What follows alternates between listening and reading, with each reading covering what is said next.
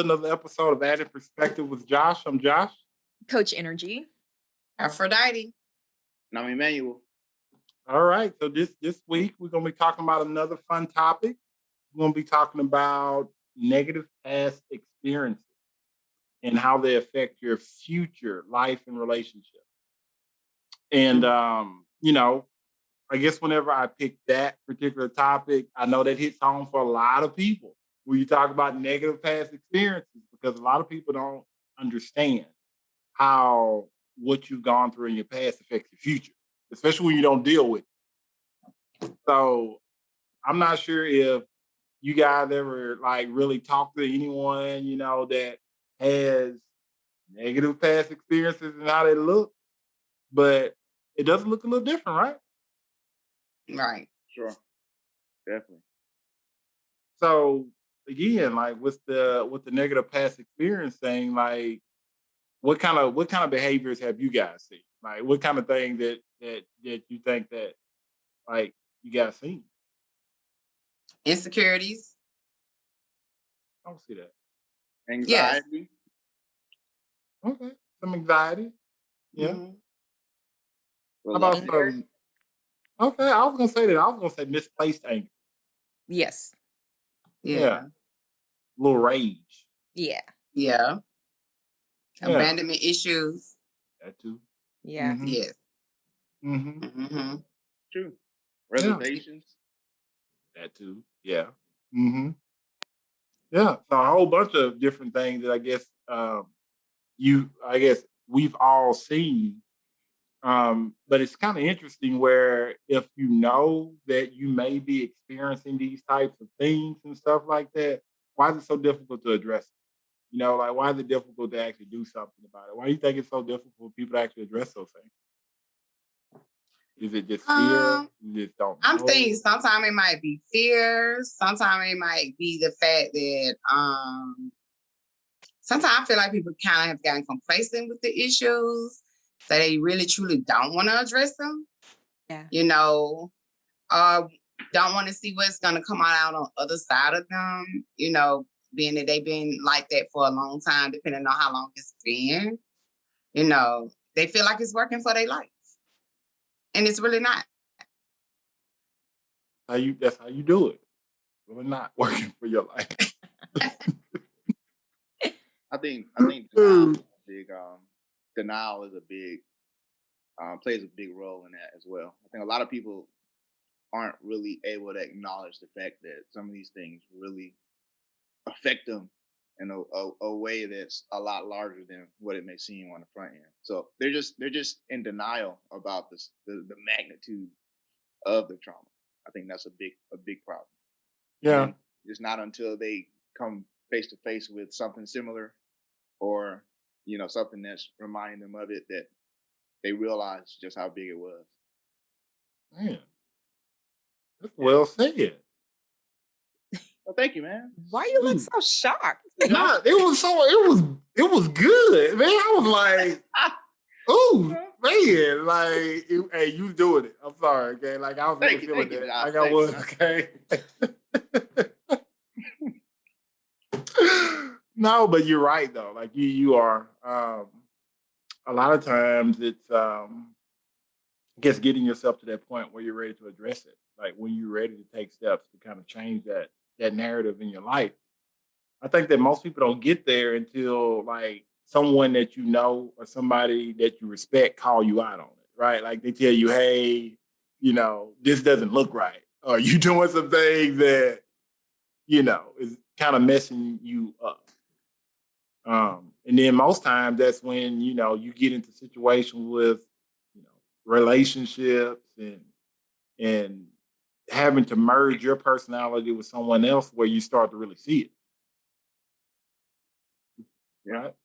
Right. But I mean, I think that's the thing though. Is it easier to address those types of situations while you're single or while you're with someone else? Single. Oh, single. Single. I don't know.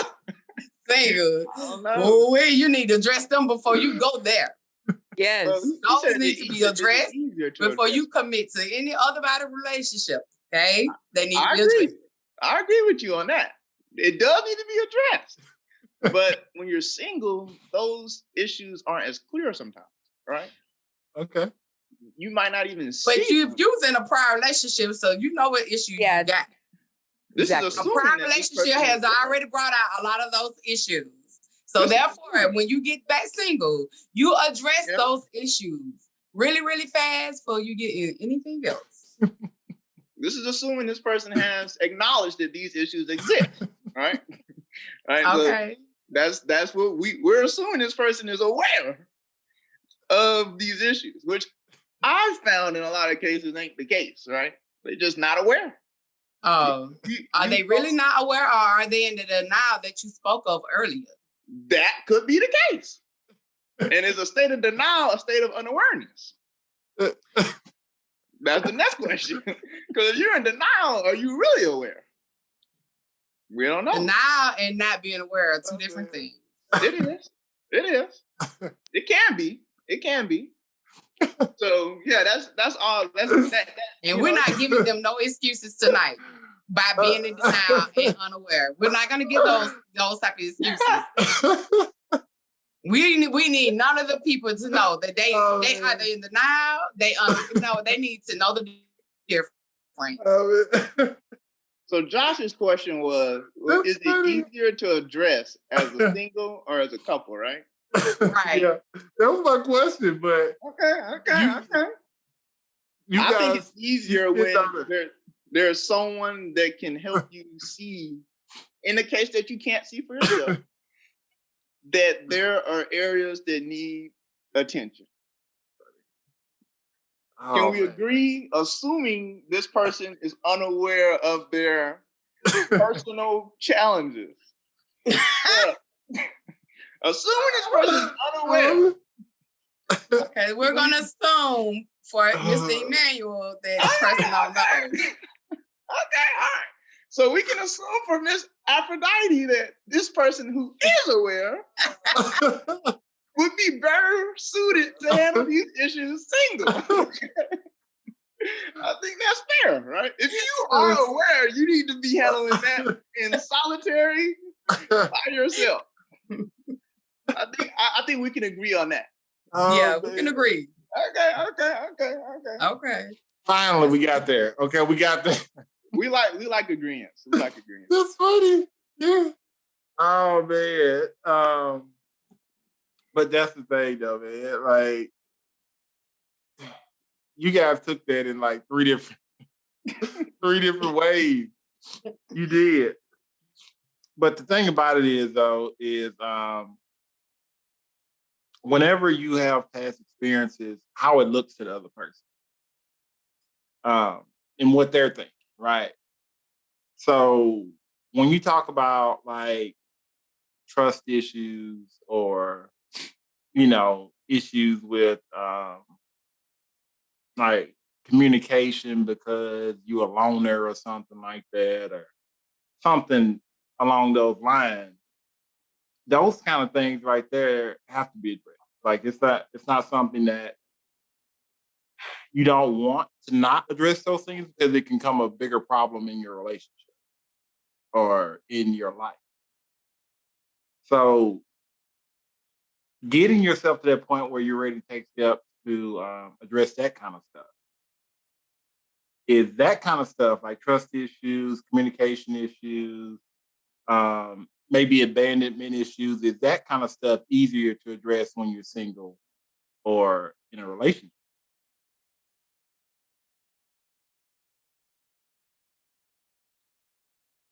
Single. We need I feel like it's difficult. single.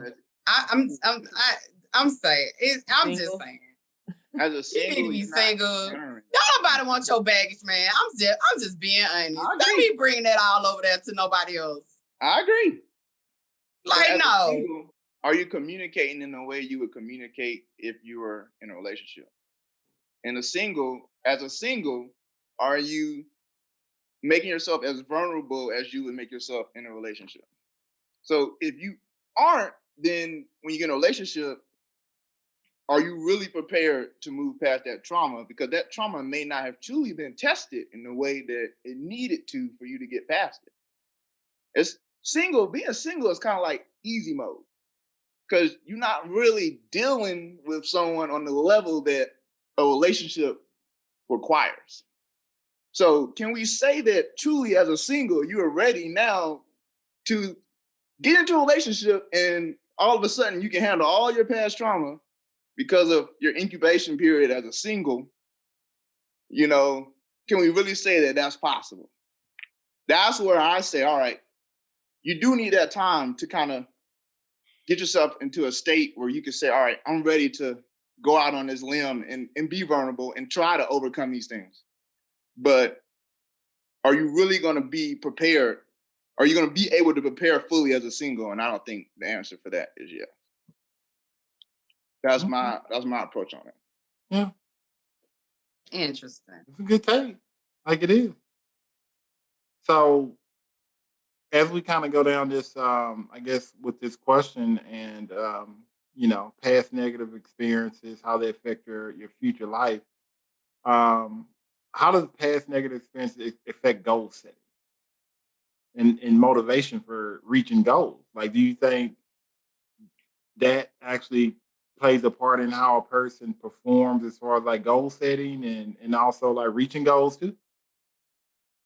Like, 'cause I think it does to a certain degree because depending on what that situation was that you experienced in the past, it can I think it can haunt you a little bit into a way that it takes up space in your mind that could be utilized for like setting and reaching goals. Like for you actually meeting some of these things that you need to meet. And I think even from that standpoint, well, I guess to rewind this a little bit, to go backwards, I would say no matter what setting you're in versus single or even in a relationship, if you have a particular issue, it has to be addressed anyway. So I don't think that it's like a status thing, like whether you're in a relationship, whether you're not in a relationship. I just think that it's a point in your life thing. Like, are you ready to really address stuff? You know? Yeah. So let's talk about like the negative aspects of things and pros and cons of your life. Let's look at it from that point. So if you have a certain amount of negative experiences or negative things that you're experiencing, from a pro standpoint, can it benefit or hurt your life? Right. It can Mm. benefit if the person has done the work to heal from it, which then hopefully on the other side of the work has caused them to improve and to become a better version of themselves. Mhm. Okay. I agree with I that. agree with that. Yeah. Yeah. So turning negative experiences to a positive in a way. Right. Lemons to lemonade. Yeah. Yeah. Yeah. But It how do works. yeah, it works, but how do people get there? How do you think Right. people get there though? Doing the work by first thing first, just like Emmanuel said, they first have to be aware that there's work that needs to be done. And then they have to be at a place to where they're like, enough is enough. I'm tired of living with this thing that is not serving me, that is holding me back, that is affecting my personal relationships, that's affecting my professional work in life. They have to be ready and just being, what do they say? Sick and tired of being sick and tired, to where now their why is strong enough to now do something about it, to now move forward and start making some changes within their lives, changing their mindset, which will then also start to change their actions and what they do outwardly. Hmm. That would be a start. Great start. It is. That's the best start, I It think. is. It's a great start. I That's a great mean, start. That's a great start. Yeah, that's a great that's a good start. start. It is. Real nice. I guess I think the It's a next head start. yeah, it is. I think the next thing would be, I think, to create a plan Absolutely. Yeah. Like create a plan for yourself. Possibly add some type of support system in there. Yep. Accountability. Accountability and you Yeah. need that. It helps out a lot. Yeah, like a supporting partner or something. Maybe a coach. You know. Yes. Definitely need support. Everyone needs support. Yeah. Yep. Need a couple of good people on your team. Definitely. Reliable people. Okay, you need reliable. Committed. You need some reliable people. Okay, hey, you don't need no people you call in. Hey, they don't show up for you. They make all these excuses, all this kind of Right. stuff. Girl, I'm tired today. All right, girl, Mhm. take a nap. Like, no, Right. I need you to No, I push don't me. need that. No, Right. like, Exactly. you're like, I'm trying to. That's like if you're on a fitness goal and a fitness thing, and you think about going and get that burger or something like that, and then you call your supportive friends like, "Hey, could you help me? Like, I'm having a bad day. I'm thinking about going and get this burger." And they say, "Hey, don't worry about it. I'm at Taco Bell right now." Right. What you want? Like, what do you want me to do? Right. Like, Hey, do you you want can me- get a veggie salad from Taco Bell. Oh, What are no, you talking man. about? Like you Good on a partner. fitness. They can get a veggie bowl. Okay. Like if I'm on a fit, like trying to lose the weight or something like that, don't tell me you ain't no fast food chain. Because that's only gonna make me want to go, right? Like that's only gonna Right. make me want to go get me some. Like I'm just saying, lie to me. Say you at the salad shop. I'm just saying. Tell me you on a walk or something. Like tell me Right. you like get a salad or something like that. Don't tell me you at no fast food place. That's not helping me. Like Yeah, that's true. I'm just saying. Josh, it can help if they get a veggie bowl from Taco Bell. You okay? When somebody say Taco Bell out loud, nobody thinking about no veggie bowl, man. Like, they thinking about them nachos. Josh, I get with that veggie cheese bowls on all it, the time man. from Taco Bell. Hey, hey, when I hear Taco Bell, veggie don't come to No. mind. Like it don't. You don't want to hear Like, nothing else. You don't want to hear no veggie bowl. You want to hear some. burritos, some nachos, nacho supreme. Like I'm just saying. That's true. Some cinnamon balls, something. Not no Chalupa. damn veggie bowl. Yeah, the chalupa. Oh yeah, that's where it is. Yeah. Yes. Yeah, that Mountain Dew blast. Ooh, Yeah, that you Baja blast. See, look, guys. It's the truth. It's the truth, man. Yeah. I go there for that. Hey, like I said, lie to me. Sorry. Oh goodness. Just saying, but that's the way. I'm not saying lying to people to say I'm being very funny, but I'm just saying like sometimes whenever you have a person that's supposed to be your support system, they have to be aware of what that position means, like what it all entails, what they have to do. Like they have to be very consistent. Like they have to be very disciplined, just like you, to help you get to your particular goal in life. Because if they're not, or if they're still working on themselves too, it's gonna be very hard for you to turn that corner. Like it is. That's why you get somebody who's already arrived. Right. Mhm. They done been through the process. Mhm. Whatever that process was for them. That's why you get that particular person. You don't get nobody that's on that same road with you. That doesn't help. It does not help at all. Yeah. Because if you quit, they be like, okay, I'm gonna quit too. That ain't helping neither one of us. We both quit. Like, no. And then don't be the only person that motivates, and you the only motivator. Like, okay, I'll get up in the morning. I'm about to go to the gym. Yeah, girl, I'm going to. Oh, girl, I'm about 10 minutes late. No. You have to have that. You have to have that person that's already been there and done it. You're right. Because I was just thinking in my head when you're saying that scenario, I was like, if you say you getting up at 5 o'clock to go to the gym and you call that person and they still in the bed, And they still in the bed? yeah, oh no. Josh? Nah. This supposed to be the other way around. You supposed to be calling me. Like Right. I'm not supposed to be calling you and you still in the bed. Nah. Yes. Uh-uh. Yes. That's You need demotivating. somebody else different because they Nah. not working. That's demotivating just thinking about that. It is. Yeah. And just imagine it could be very exhausting because it's like, dang, I need your motivation. You still in the bed. Mm-hmm. Yeah. Yeah. So I mean, like I said, I think the biggest thing, like we were saying, is to have some type of plan, some type of structure. Um, I guess to add along with the steps to getting past your like negative past there.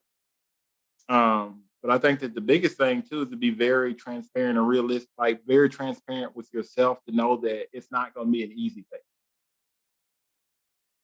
Because I think that a lot of times people oversimplify the things that they have to work on.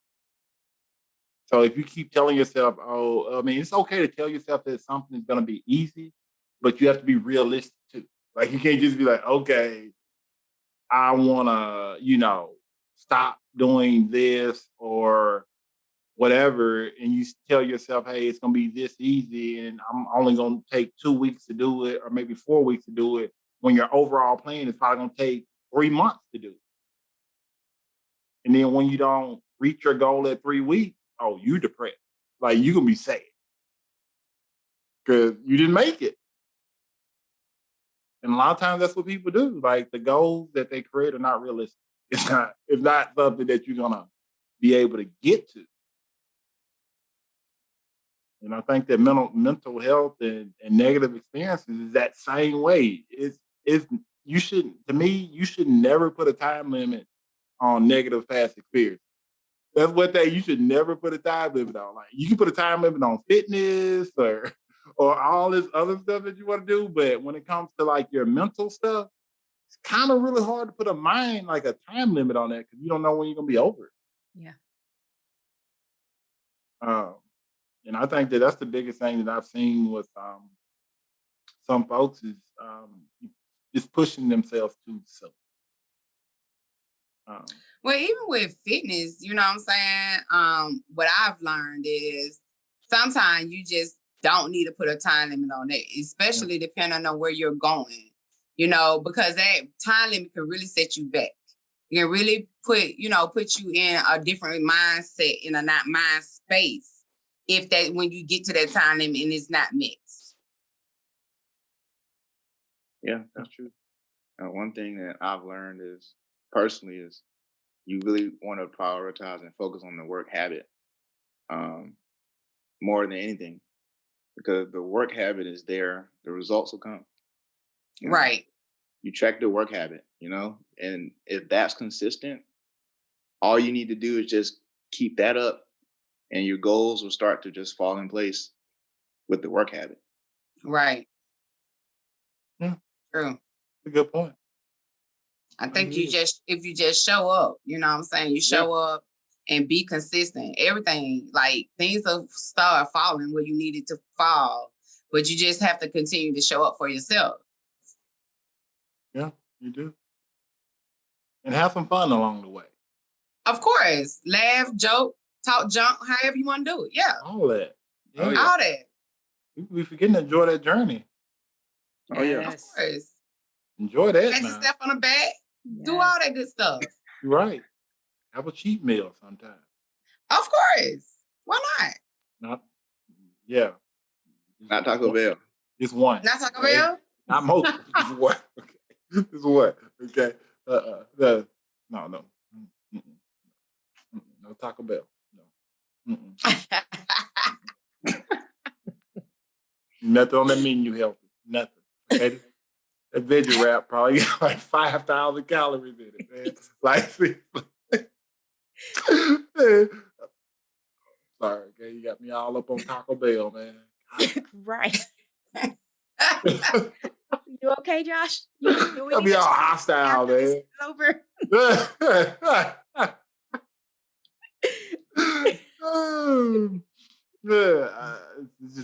It's just past stuff, man. Past trauma, man. They messed up my burrito one day. Clearly. Okay, my bad. See how he bought his See, pants from on over you here? can't put the time. You can't put the time on that mental tough. That's why you need to be aware of that before you come. You can't put the time on it. Josh was I like, feel- this don't look like the picture. This ain't it, okay? Like, I want that up there. no, this supposed to be half a pound of chicken in it, man. Nah, no, I counted the chicken. It ain't right. Mm-mm. Not counted the chicken. God. I want my half a pound, okay?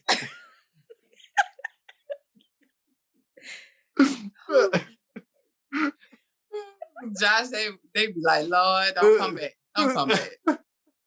Yeah, they already know when it's you. Well, there goes Josh. All right. Oh, And his man. half a pound of chicken. Hey, you better make sure you all that Please, chicken. Look, they be all calling that this chicken in man. that Please burrito, do not man. get this man chicken wrong. Please get him his Hey. half a pound of chicken. I'm opening it up as soon as I get in that drive-thru, just like, Holding up the line. so is. I want you to blow by me. Just like, I'm gonna make sure all that stuff in there. Ooh. Okay.